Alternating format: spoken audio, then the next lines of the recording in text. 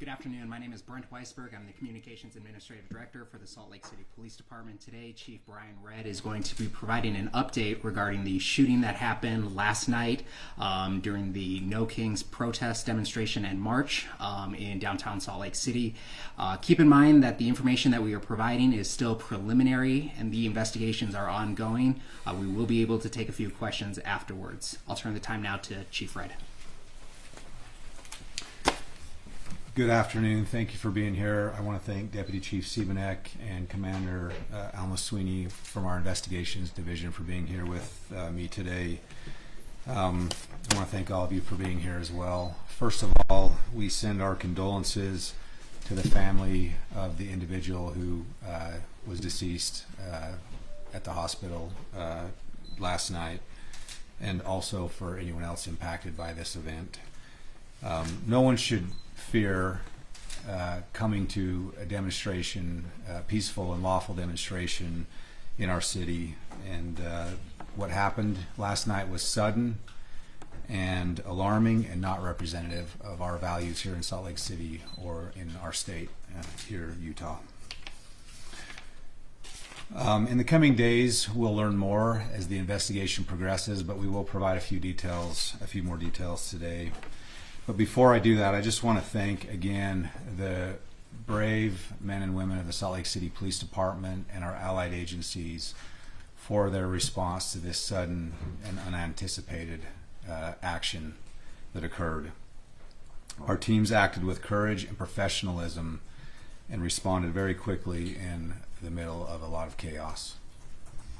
As one of our officers said today, when you think we talk about all the time officers running toward gunfire, and that's exactly what happened last night.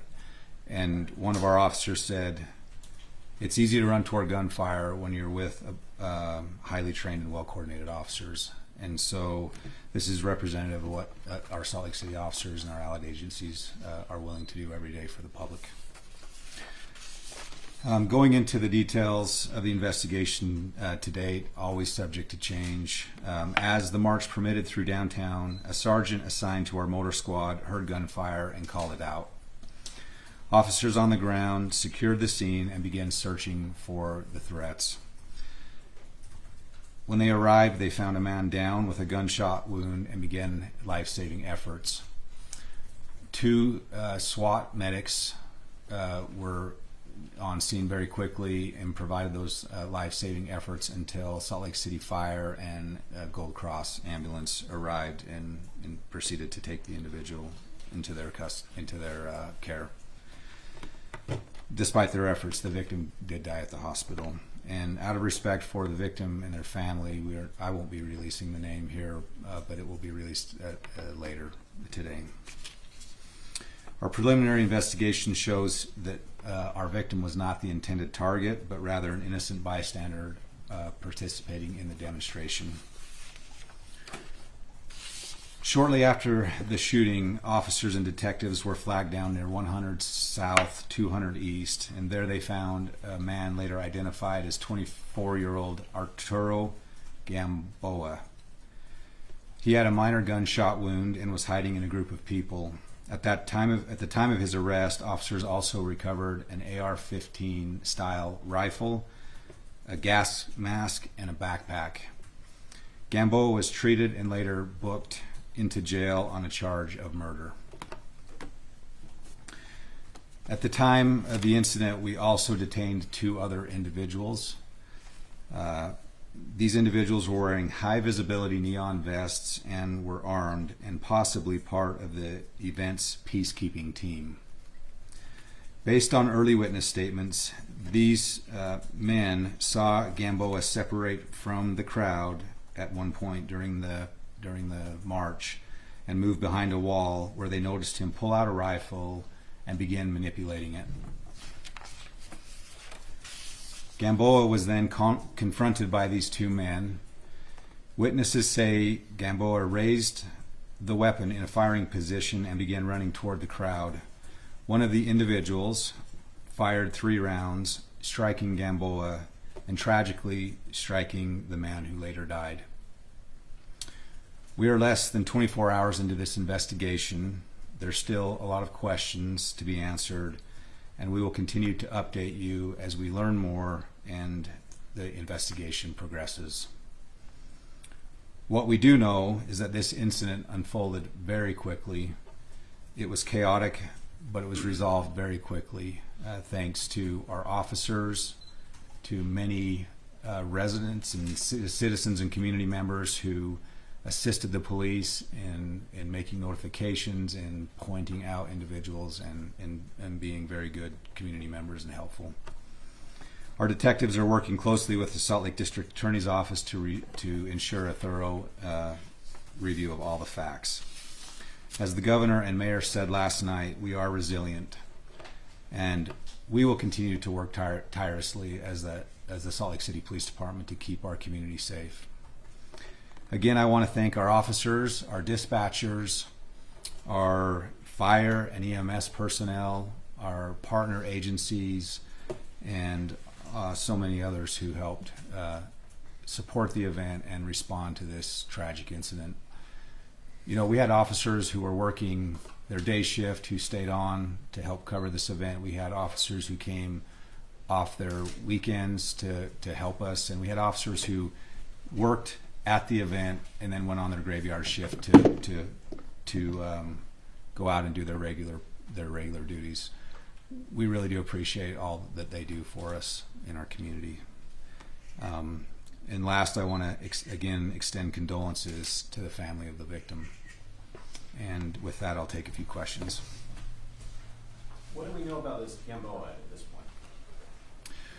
He is from Utah, and we don't have much there's no criminal history at all with this individual. And, you know, we're in the early stages of the investigation, and we'll continue to uncover, I'm sure, more in the future. And he never fired a shot?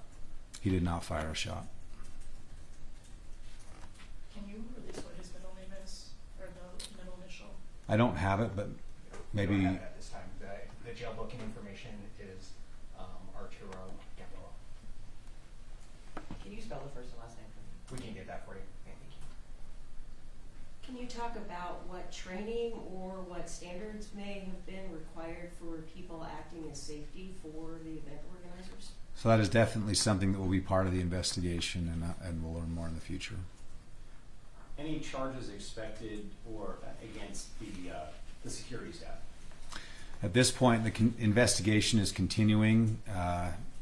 We did not take any actions last night on those two individuals. The one that fired is still cooperating.